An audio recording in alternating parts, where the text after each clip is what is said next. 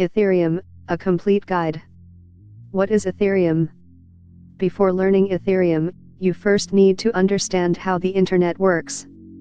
Our personal data, addresses, emails, passwords, and even your credit card information are largely stored on someone else's computer called servers, owned by big tech firms such as Google, Facebook, and Amazon.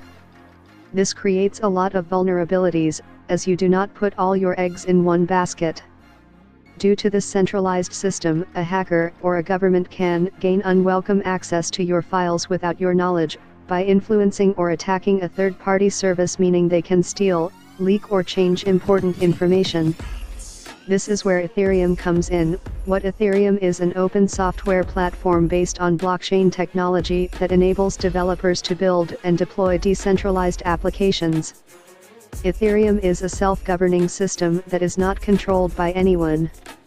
It has risk-bearing property as it's being run from thousands of computers around the globe, making it immune from a center point of failure. Since it's not run on a single system, it cannot go offline. Ethereum-based applications will remove all sorts of payments to third parties for facilitating any kind of services, drastically cutting costs. Is Ethereum similar to Bitcoin? Even though Bitcoin and Ethereum are both a distributed public blockchain network, there are many differences between these two, biggest one being that Bitcoin has established itself as a relatively stable and the most successful cryptocurrency to date. On the other hand, Ethereum is a multi-purpose platform, with its digital currency Ether being just a component of its smart contract applications.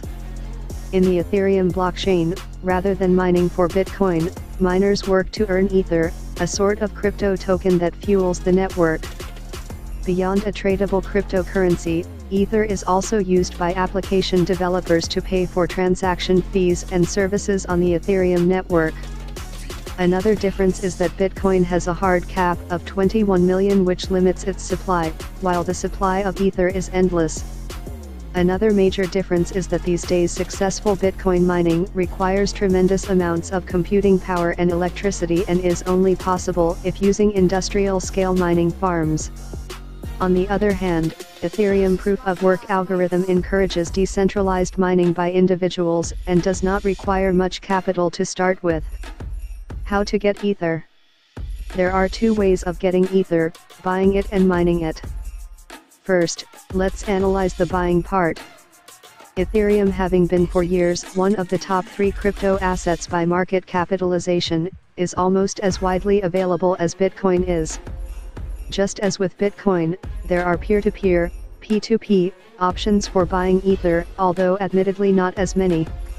A local Bitcoin's copycat, local Ethereum, works in much the same way by offering a gateway for users to connect and exchange fiat money for Ether. Local Ethereum offers more than 30 methods of exchange, in addition to arranging in-person exchanges. The decentralized, private P2P exchange BISC also hosts fiat Ether trading, in addition to a number of other buying pairs. BISC is one of the few P2P options that does not require personal information, as it is committed to privacy and anonymity. Moving beyond P2P exchanges, Ethereum is universally available on centralized exchanges, along with other major crypto assets such as Litecoin and XRP. These include exchanges like Coinbase, Kraken, or Bitfinex, and many others. Centralized exchanges offer virtually unlimited buying limits, quickly, and at the fair market price, but only after a sign-up process that is not unlike signing up for a bank account. Every single major centralized fiat crypto exchange these days will offer Ethereum for purchase. However, the fact remains that it is probably still slightly easier to buy Bitcoin than Ethereum, by the tiniest of margins. If you find yourself in possession of some Bitcoin and want to buy Ether instead, the options for this are by now universal.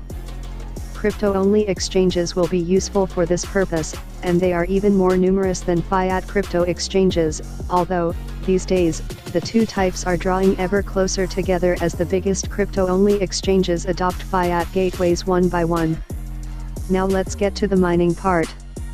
Mining Ether uses proof of work, which means that miners contribute their computing power to solve a complex mathematical problem in order to seal off and confirm a block of actions within the network.